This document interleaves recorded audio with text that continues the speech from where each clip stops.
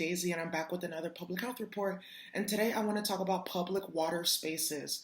So, public water spaces, we're talking about pools, small lakes, as well as bodies of water that have been exposed to what we call historical trauma and how that can impact you on an energetic level, okay? So, you guys have to understand that water holds a memory. And Dr. Masaru Emoto, he did a lot of work in regards to the energy of water, how it carries emotions, how it carries energies, and how even though you can change the chemical composition of water, you can clean it, etc., it will still hold an energetic memory of different forms that it has taken, all right? So I encourage you guys to go look up a lot of his work. It's on YouTube. You can go and find his books. Unfortunately, he did pass away a few years ago, but his work still lives on within us, and you can access that information, right? So, Dr. Masaru Emoto's work. What we did not get to is how, for those of you who have spiritual gifts or you're empathic or intuitive, how engaging in these public watering spaces that I just mentioned can impact you energetically.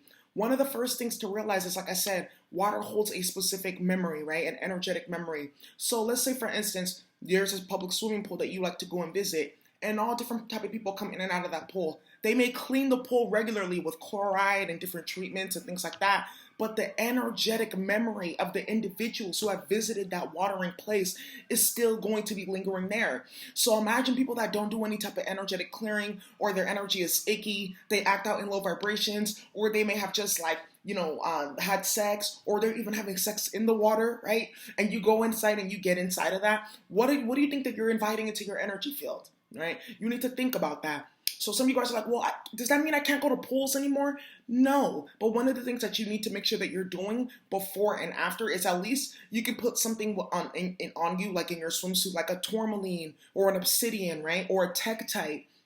Or after you get out of that swimming pool, you want to make sure that you are getting inside of a spiritual bath or doing some level of clearing, right? To make sure that you're not carrying energetic residue from other people. And I believe as time goes on, places where there are public like watering, I would say places where there are access to water for multiple people, they're going to start to institute this level of thinking, right? So they may start to implement different type of crystals like quartz and whatnot into the filters, or they may even make sure that the pool is made out of a certain substance as well, right? So that the water does not absorb like so much energy. That's something important to think about. Now, another thing for small lakes, same exact thing, especially if these lakes were previously tainted by some type of chemical agent, right? Like we know Superfund sites and things like that. You want to make sure that you are probably not even getting inside of that. It's probably not a good idea altogether. Now, I want to talk about large bodies of water like oceans, right? That have been impacted by historical trauma. And what do I mean by that? I'm mainly talking about the transatlantic slave trade and the Atlantic Ocean, as well as some parts of the Caribbean Sea. Now, some of you guys are like, what do you mean that there's trauma inside the water? You guys have to understand that this historical atrocity, aka the slave trade, the trauma is still in that water. So think about this. We are made up of water, us as human beings, right? And then let's say, for instance, there was a shipwreck, or people who were forced to be enslaved and forced upon those ships. They jumped ships, to retain their freedom and their dignity. That trauma is still in the water because the resonance of that traumatic experience is still within the water. It doesn't matter if it was hundreds of years ago.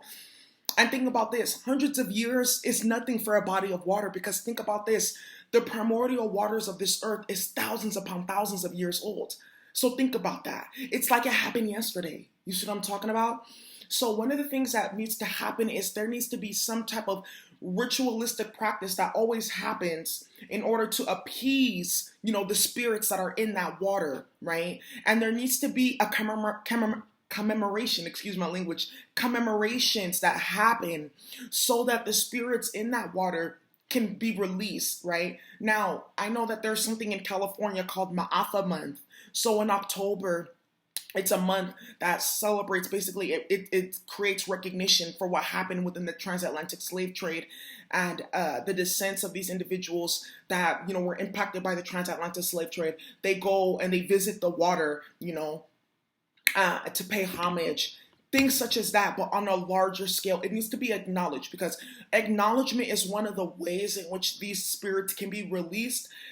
back into their ancestral lineage, back into the higher planes, back into the spiritual realm where they can finally rest, if that makes some sense, right?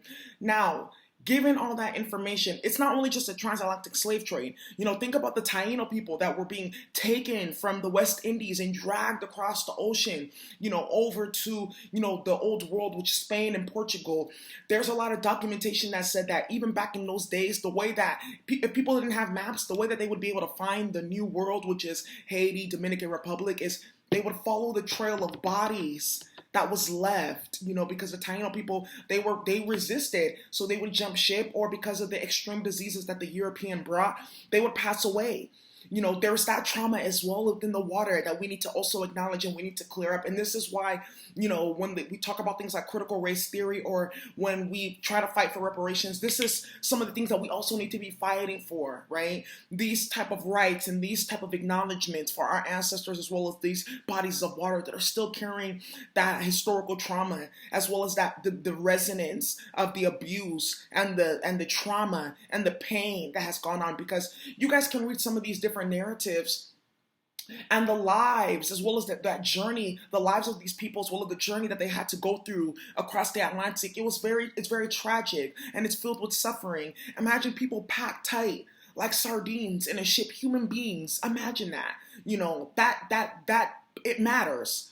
So one of the things that you do need to be mindful of, and I know some of you guys, you might not believe this, you may not believe that it's true, is you need to make sure that if you are visiting the Atlantic Ocean especially, that you are paying homage to those individuals before you get into that water, as well as after, okay?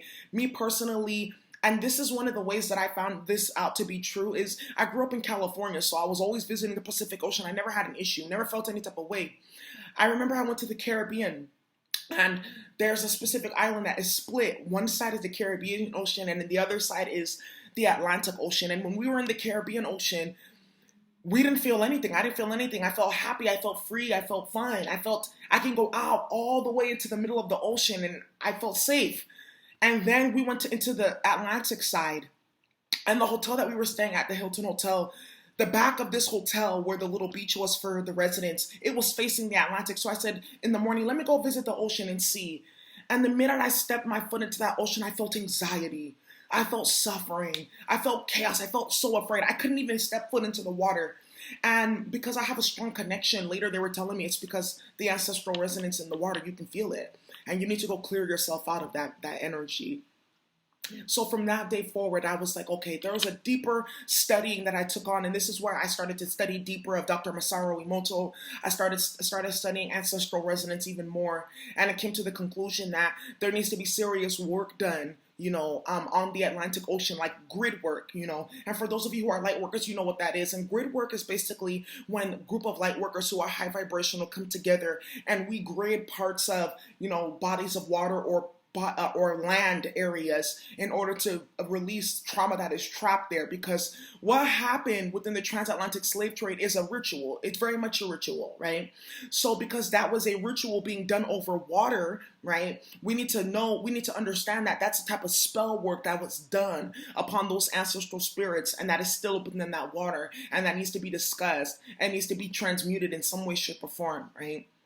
So for those of you, my water babies, I live by the Atlantic Ocean and I never felt anything, that's okay, right? Maybe one of the things that maybe your ancestors are within that water, right? Or maybe your ancestors came over that water and in some way, shape, or form, they're kind of protecting you from the ancestral recall. Maybe you're not intuitive and you don't feel anything, right? But for those of you who are very much tapped in and in tune, you will understand what I'm talking about. Like you won't, in certain areas, like in the bayou, swamp areas, you're not just going to go get into that swamp, even if there's no gators, because you know that there's a history there of witchery, of all types of voodoo and things like that. I'm not saying that those practices should be demonized, but you know that there's a history of magic and spell work and witchery there that you will pick up if you go to those places. Think of it, take it as the same way.